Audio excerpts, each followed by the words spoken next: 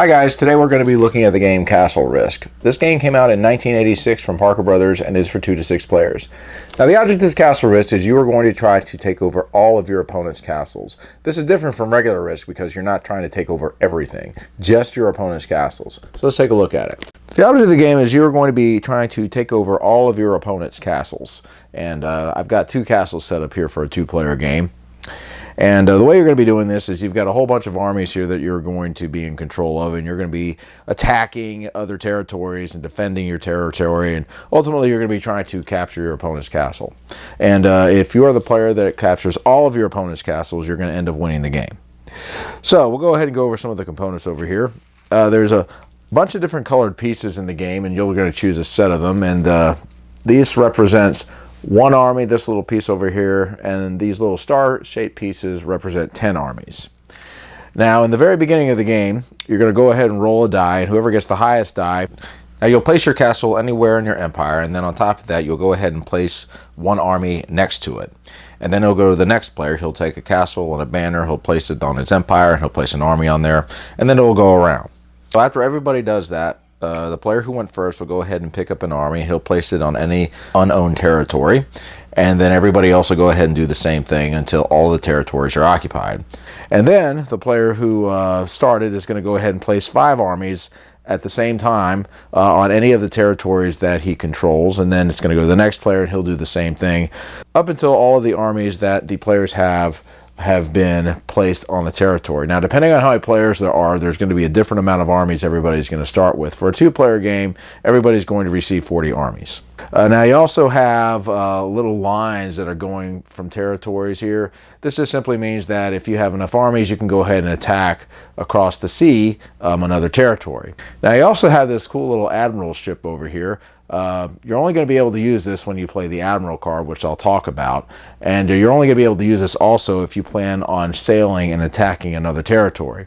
So, for example, if I had an Admiral card, let's say, and I was over here, I could go ahead and place a couple of armies over there and then sail to any one of the harbors over here, including the Black Sea. Now, the only way I'm going to get to the Black Sea is through this ship. And again, if you do decide to do this, you're going to have to battle to the death, so to speak. Whoever wins, wins.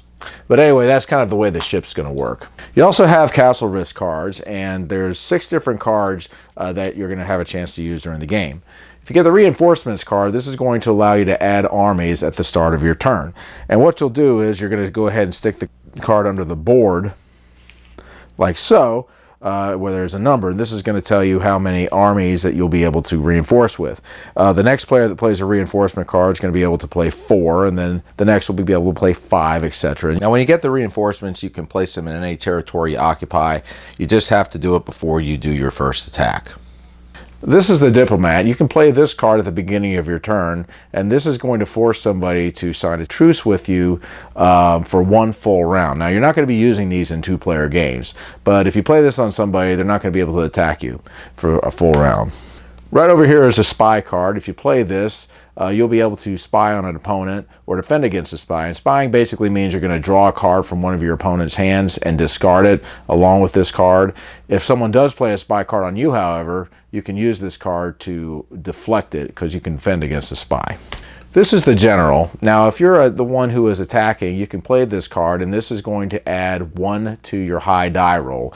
You're mainly going to be rolling dice, and whoever gets the highest number is going to win certain battles, but this is going to add 1 to your highest die roll.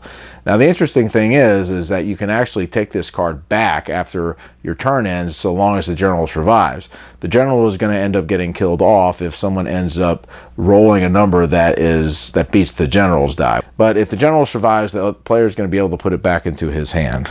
The Marshal works the same way. This is for defense. Whoever is defending can do this, and he can add 1 to his high die the same way that the General can, only for defense. And again, he can also take this card back if the Marshal ends up surviving.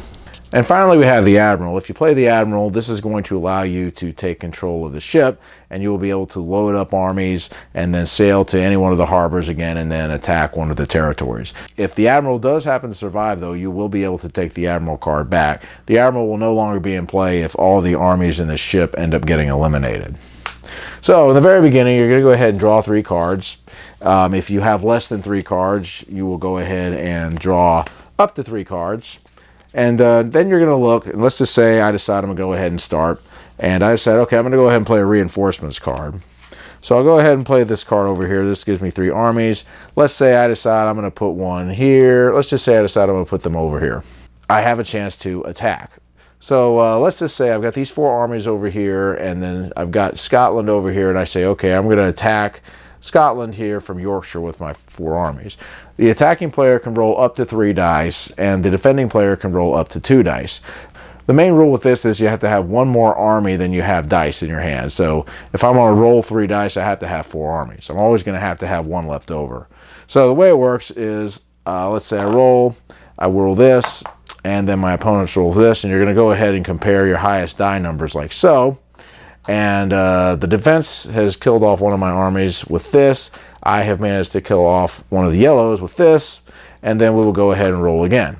Now, the defense can go ahead and roll up to as many armies as they have. So since he has 2 armies, I can roll 2 dice. I have 3 guys left, so now I'm only going to be able to roll 2 dice. So let's just say I decide I'm going to go ahead and continue. And once again, we have the same result. 1 guy from Scotland is gone, 1 guy from the red is gone. And let's just say I decide I'm going to go ahead and do it 1 more. So in this case, both of us are going to roll 1 die.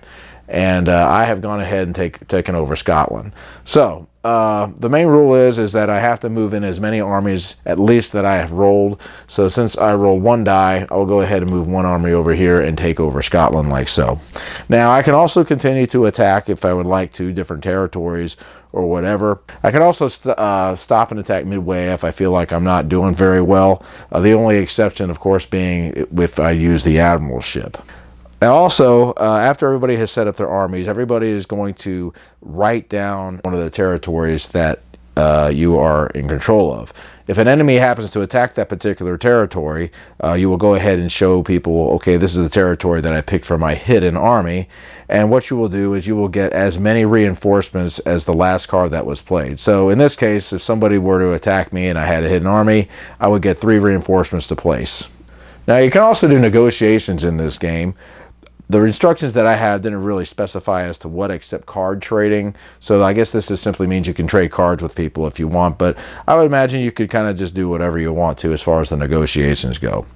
So the next thing that's going to happen after you finish attacking is you're going to go ahead and collect the spoils. When you collect the spoils, you'll go ahead and get the armies at the end of your turn. And then you'll go ahead and place them on the territories as you would like to.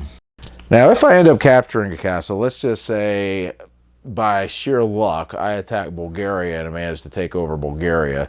So I would move these 2 guys in there, and this would give me control of the castle. So what's going to happen in this case, this castle will go ahead and get removed from the board. I'll go ahead and take out this flag over here. All of the defeated players' armies are going to be removed from the board. So in this case, I will remove all the yellow armies. And then from any territories that I happen to occupy, I'm going to go ahead and take over the territory. So like for example, I could put an army here, I could put an army here. If it turns out that I can't occupy all the territory, then the other players will go ahead and have a chance to occupy them in their turn. The person who lost is going to go ahead and give me all of their cards, and any hidden armies that the defeated player has, he will go ahead and give me, and I will have access to that. So anyway, it'll go on to the next player. And then the next player will do the same thing. He'll draw up to 3 cards, he'll play cards, and then he'll attack, and then he'll collect any spoils that he happens to have.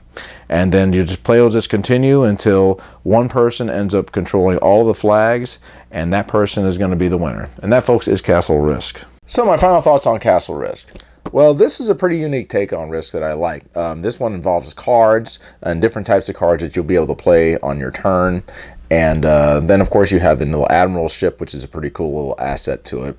And with it being that you have to try to take over your opponent's castle, it changes up the game because you're not having to try to take over everything. So it's a nice little take on Risk, I think.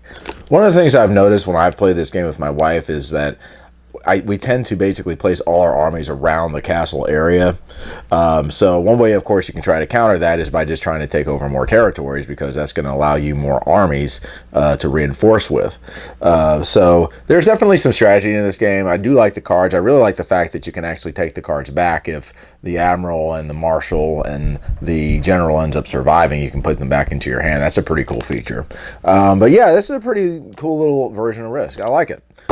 So if you are a fan of Risk, sure, pick it up if you find it. It's a pretty cool little version. All right, guys, that's my review of Castle Risk. We'll see you later. Keep on gaming.